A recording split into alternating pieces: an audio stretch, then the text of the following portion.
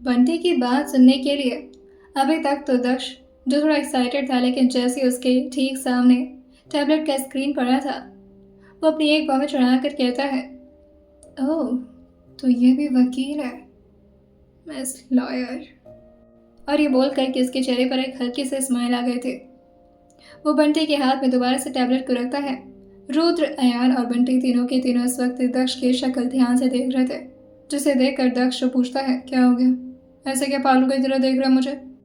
वही रुद्र जो कहता है, अब मैंने भी यही सुना है कि वो लॉयर है, तो अब किसी वकील को ढूंढने के लिए तो नहीं जाना पड़ेगा ना, किडनैपिंग भी नहीं करनी पड़ेगी शायद। लेकिन दक्ष रुद्र से कहता है, तुम्हारी पनिशमेंट ऐसे कैसे खत्म कर सकता हूँ मैं, एक लॉयर को तो बुलाना पड़ेगा। और वैसे भी मुझे उस लड़की पर बिल्कुल भरोसा नहीं है, वो अकल की दुश्मन है। उसके हाथ में हम अनाज देते हैं तो वो खाना किस किस लेवल पर घटिया बनाती है सबको पता है। जब वो खाना का कचरा कर सकती है तो उसे केस देकर के मैं कोई रिस्क तो नहीं ले सकता, वो मेरे केस का भी बड़ा पाव बना देगी। कोई एक वकील होना चाहिए जो उसको लीड कर सके। और वैसे भी मुझे मेरी डार्लिंग मोहरे की तरह चाहिए, उसे मैं अपना हथियार बना करके अपने ही लड़ाई में शामिल नहीं करना चाहता। अयान जो रुद्र के कान के पास आकर बोलता है, हाँ, क्योंकि ये उसे तकलीफ नहीं देना चाहते और किसी भी मुश्किल में नहीं देखना चाहते।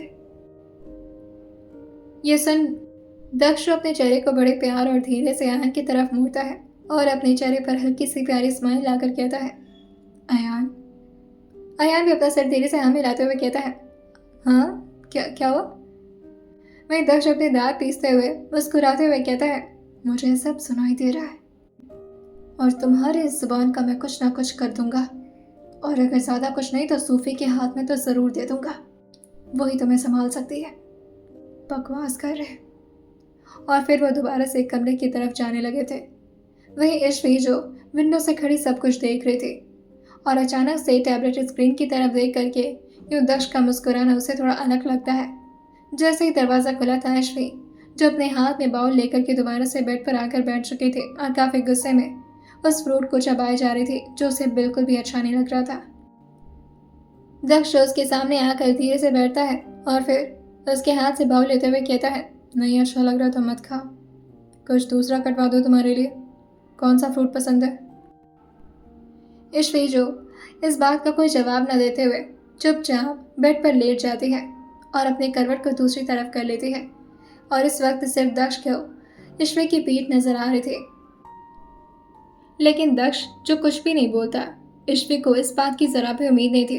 उसे ईश्वी को उम्मीद थी कि दक्ष अभी कुछ ना कुछ बोल करके ईश्वी को पलटने के लिए कहेगा, लेकिन यूँ इस तरह की शांत ईश्वी से बर्दाश्त नहीं होती और वो 5 मिनट बाद खुद ही पलटते हुए दक्ष की तरफ देखकर कहती है, कुछ बोलना चाह रहे थे आप, बंद क्यों कर दिया, शुरू करिए अपना लाउड स्पीकर, जिससे सिर्फ आप मुझे डांटना पसंद करते।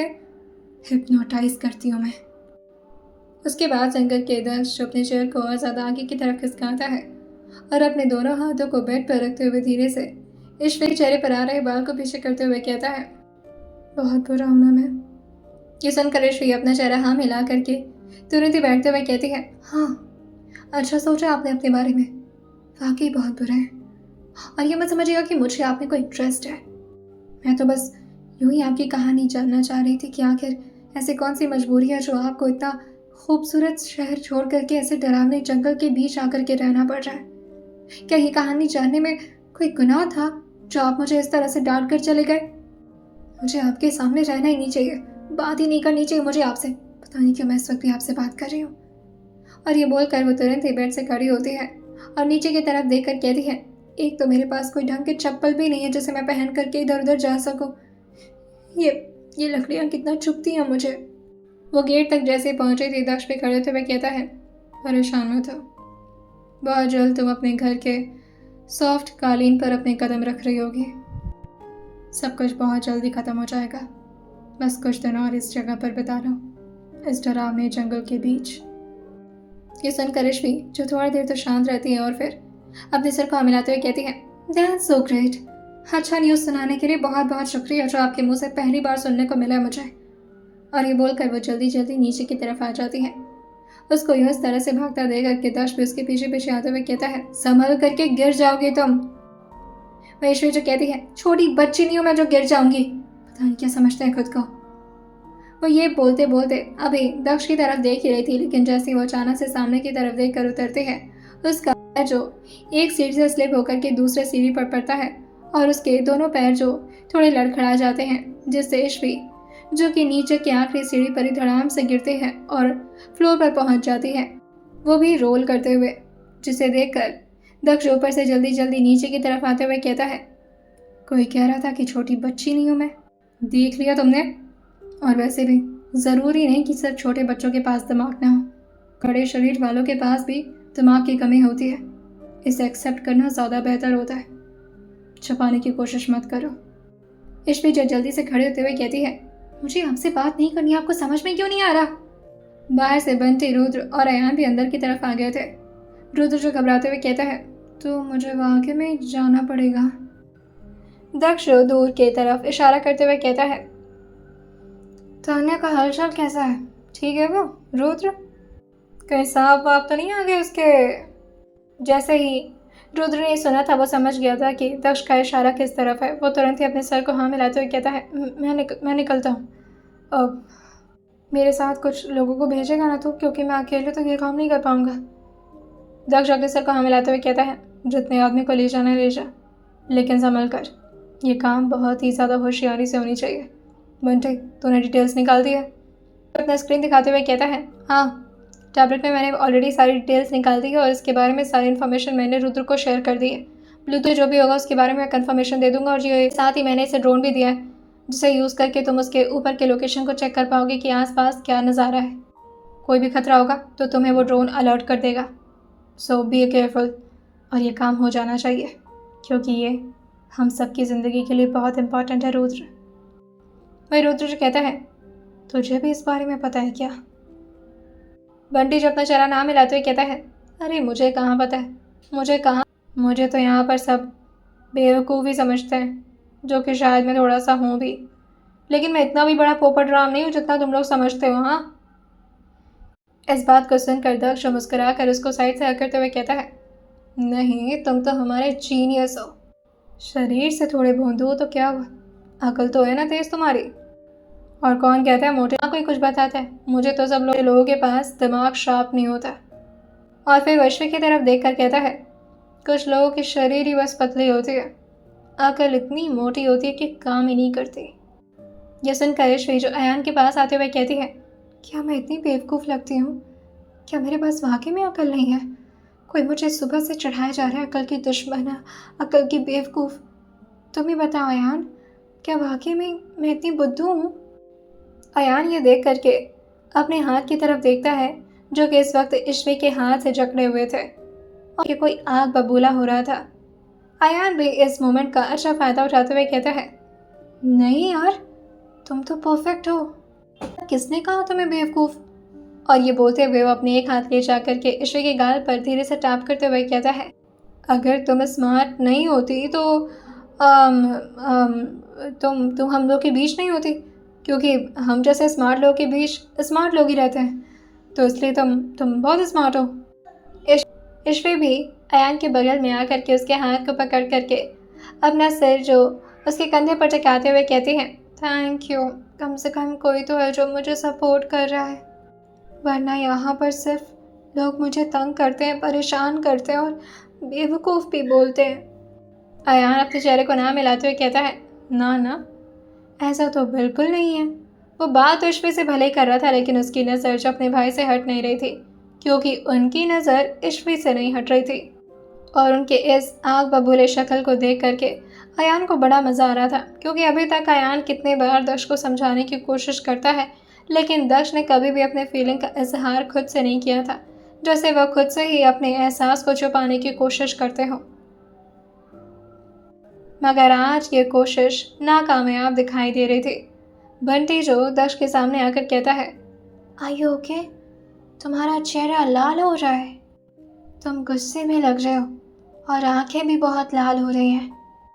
अयान जो कहता है, काफ़ी गर्मी महसूस हो रही है ना यहाँ पर, चलो बाहर चलते हैं, बहुत अच्छी हवा लग रही है, ठंडी ठंडी, तालाब के पास जाकर बैठेंगे। ईश्वी जो खुश होते हुए कहती है, हाँ मुझे भी खुले आसमान बहुत पसंद है, चलो। फाइनली पहली बार मुझे यहाँ एहसास हो रहा है कि यहाँ भी चीज़ें बेहतर हो सकती हैं। मैं हमेशा यहाँ से भागने की कोशिश करती हूँ। पता नहीं मेरी दोस्त कैसी होगी। तुम अपने अकड़ू भाई से बोल करके मेरी दोस्त से एक बार मुझे मिलवा सकते हो क्या? अयान जो डरते हुए कहता है, मैं सिर्फ उनके सामने ही हिम्मती बन रहा था। यहाँ पर आकर मेरी भी हवा टाइट हो रही है। देखो, ये जो भी हो रहा है ना, ये सिर्फ मैं इस वजह से कर रहा हूँ ताकि उन्हें समझ में आ सके कि वो तुम्हें कितना पसंद। ईश्वरी जो उसके बात को ध्यान से सुनते हुए कहती है, क्या पसंद? क्या बकवास कर रहे हो तुम? ठीक तो हो? और तबीयत अभी तो नहीं खराब हो गई तुम्हारी? कुछ भी बोल रहे हो क्या? अयान जो कहता है, नहीं, मैं ये कह रहा था कि हाथ छोड़कर बात करते हैं। ईश्वरी भी उसका हाथ छोड़ते हुए कहती है, ओके एज यू विश। परेशान लग रहे हो। मैंने कुछ पूछा है तुमसे, क्या वो पॉसिबल नहीं है? मैं अपनी दोस्त से नहीं मिल सकती क्या? प्लीज़। अयान जो कहता है, प्लीज़ ऐसी रिक्वेस्ट मत करो जिससे मेरी जान खतरे में पड़ जाए। और वैसे भी इस वक्त कोई मेरी जान लेने के बारे में काफ़ी बेसब्री से सोच रहा होगा। पता नहीं तुम्हारे जाने के बाद कितने थप्पड़ पड़ेंगे मुझे। दश भी बंटी के साथ बाहर आकर के एक गिरे हुए पेड़ के ऊपर आकर बैठ चुका था। बंटी जो चुपचाप वहाँ खड़े रहते हुए कहता है, यहाँ पर मुझे पता था इस वक्त तुम्हें केस फाइल की स्टडी करनी चाहिए। तुम यहाँ क्या कर रहे हो? दक्ष जो अयान और ईश्वी की तरफ घूरते हुए कहता है, मुझे नहीं पता मैं क्या कर रहा हूँ और ये दोनों यहाँ पर क्या कर रहे हैं। बंटी जो कहता है, वो दोनों लव कपल्स की तरह एक दूसरे से चैटिंग कर रहे हैं। पर क्या तुम्हें ये सब देखकर अच्छा नहीं लग रहा? दक्ष, आर यू ओके? दक्ष जल्दी से खड़े होते हुए कहता है, वो दोनों लव बर्ड्स नहीं है, ठीक है? और हर एक लड़का लड़की जो एक दूसरे से बात करे, इसका मतलब ये नहीं कि वो लव बर्ड्स ही होता है। अकल के दुश्मन हो तुम। शरीर से ही नहीं, अकल से भी मोटे ही हो। खामखा तुम्हारी तारीफ कर दी मैंने। और ये बोलकर वो काफ़ी गुस्से में आगे की तरफ बढ़ता है, लेकिन तभी उसके कदम अचानक से रुक गए थे और वो अपने आप से ही कहता है, ये क्या कर रहा हूँ मैं? मुझे क्या लेना देना उससे? वो किसी से बात करे, आई डोंट केयर। लेकिन तभी ईश्वरी की थोड़ी तेज आवाज़ आती है, यार तुम कितने स्वीट हो। हाँ के मैं मुझे कभी उम्मीद नहीं थी कि मैं किसी ऐसे शख्स से बात कर पाऊंगी, वो भी ऐसी जगह पर जहाँ आस पास हर जगह सिर्फ खतरा है। यह आवाज़ सुनकर के दोबारा से दक्ष जो उन दोनों की तरफ मुड़ गया था और अचानक से ईश्वरी और अयान दोनों के कंधे पर कुछ महसूस होता है। ये एक भारी सा हाथ था और काफ़ी गुस्से में ये हाथ दक्ष का उन दोनों के कंधे पर पड़ा था। अयान के कंधे को वो जोर से दबाते हुए कहता है, रात काफ़ी हो गई है, खतरा भी आस पास है और जहाँ तुम लोग अभी अपने पैर लटका कर आराम से बैठ कर बातें कर रहे हो, याद होना चाहिए अयान, इसके अंदर सूफी रहती है। कहो तो मुलाकात करवाऊँ तुम्हारी। अयान जो झट से अपने पैर को उठा करके पालती मार करके आराम से ज़मीन पर बैठते हुए कहता है, भाई क्या मजाक कर रहे हैं? आइए बैठिए ना, मैं खाने का बंदोबस्त करता हूँ। वैसे भी भाभी को आज मेरा मतलब है तुम्हें ईश्वरी को आज खाने की ज़रूरत होगी, एनर्जी की ज़रूरत होगी। और ये बोलकर वह जल्दी से उठता है और बंटी के साथ अंदर की तरफ भागने लगता है। ईश्वरी जो अभी भी अपना पैर तो लटकाए हुई थी, लेकिन दक्ष को देखकर वो भी अपना पैर जल्दी से उठाती है और धीरे से खड़े होते हुए कहती है, हाँ मेरी कमर। उसको देखकर दक्ष उससे कहता है, ओह तो कमर की याद आ गई तुम्हें? मुझे तो लगा था कि बात करने में कुछ ज़्यादा ही गुम हो गई हो कि अपने शरीर का भी ख्याल भूल गई हो। ऐसी जगह पर बैठना चाहिए तुम्हें इस वक्त। मौसम भी बाहर का कितना ठंडा है, चलो अंदर। ईश्वरी जो दक्ष का हाथ पकड़ कर रोकते हुए कहती है, क्यों, यहाँ बैठने में प्रॉब्लम है? या फिर प्रॉब्लम इस बात से है कि मैं किसी और के साथ बैठी थी, आपके साथ नहीं? ये सुनकर दक्ष कहता है, बकवास बंद करो और अंदर चलो। दक्ष उसका हाथ पकड़कर उसे खींच कर ले ही जा रहा था कि तब ईश्वरी जो चिल्लाते हुए कहती है, मेरा पैर, और रुकिए प्लीज, मेरे पैर में कुछ चुभ गया है, 1 मिनट। दक्ष अचानक ही पीछे मुड़कर ईश्वरी को अपनी बाहों में भरते हुए कहता है, क्या हुआ? पैर में कुछ लग गया तो क्यों आई हो तुम रात में बाहर? अपनी हालत खराब करने का शौक चढ़ा रहता है तुम्हें, चलो। और वो अपनी बाहों में उसे उठा करके अपनी गोद में लेकर जल्दी से अंदर की तरफ पहुंचता है और उसे नीचे ही स्टूल पर बिठाते हुए कहता है, दिखाओ पैर अपने। जब से आई हो बस खुद को हर्ट ही करना होता है तुम्हें, पता नहीं क्या शौक चढ़ा रहता है। मज़ा आता है परेशान करने में खुद को या तकलीफ देने में? ईश्वरी जो प्यार से अपना चेहरा हाँ मिलाते हुए कहती है, मुझे मज़ा आता है आपको गुस्से में देखकर। जब आप ये उस तरह से मेरे ऊपर चिल्लाना शुरू करते हैं और मुझे डांटना शुरू करते हैं ना, तो मुझे बड़े अच्छे लगते हैं। है ना कमाल की बात? किसी की डांट भी इतनी इतनी परफेक्ट हो सकती है, मैंने सोचा ही नहीं था। मम्मी पापा अगर मुझे डांट देना तो मैं मुंह फुलाकर बैठ जाती थी, और आपकी डांट इतनी सेक्सी है कि मुझे मन करता है मैं सुनती रहूं। उसकी बात सुनकर के दक्ष उसके पैर से कांटा निकाल करके साइड में रखते हुए कहता है, बातें अच्छी बना लेती हो, किताबें पढ़ने का शौक अभी भी है तुम्हें? ऐश्वर्या अपना चेहरा हाँ मिलाते हुए कहती है, बहुत अच्छा शौक भी है, और ये ख्वाहिश भी है कि उसी किताब के एक हीरो की तरह मेरा भी हीरो, जो मुझे सारी मुसीबत से बचा ले। दक्ष अपनी जगह से खड़े होते हुए कहता है, यहाँ अपने किसी हीरो को ढूंढने की तलब में मत लग जाना, क्योंकि यहाँ पर तुम्हें जो भी मिलेगा सिर्फ तुम्हें तकलीफ देगा। प्रॉब्लम से बचाए ना बचाए, लेकिन प्रॉब्लम्स में ज़रूर डालेगा तुम्हें। ये बोल करके वो ईश्वी का हाथ पकड़ते हुए कहता है, रूम में चलो और रेस्ट करो, तुम कल से बहुत मेहनत करनी है। ईश्वी जो धीरे से खड़े होते हुए कहती है, मैं कल से खाना बनाऊंगी नहीं, मैं पहले ही बता दे रही हूँ। दक्ष उससे कहता है, खाना बनाने का मेहनत कोई मेहनत नहीं होता, जो तुम्हें करना है वो वाकई में मेहनत वाला काम होगा, और तुम्हारे लिए तो कुछ ज़्यादा है। बचपन से पढ़ाई में मन नहीं लगता ना तुम्हारा? ईश्वी जो अपना हाथ दक्ष के हाथ पर धीरे धीरे चलाते हुए कहती है, कितने बोरिंग टॉपिक पर चले जाते हैं आप कभी कभी। मैं तो ये कहना चाह रही थी कि मुझे प्रॉब्लम देने वालों से भी इतनी कोई बड़ी प्रॉब्लम है नहीं वैसे। अगर दिखने में सुंदर हो तो फिर एडजस्ट कर लूँगी मैं। दक्ष उसकी बात सुनकर स्माइल करते हुए पूछता है, लाइन मार रही हो मुझे? ईश्वी अपना हाथ झट से दक्ष के हाथ से छुड़ाते हुए कहती है, एओ, इतने बुरे दिन नहीं आए मेरे जो मैं आपको लाइन मारूंगी। मैं तो अयान के बारे में सोच रही थी, वो मेरी उम्र का भी है।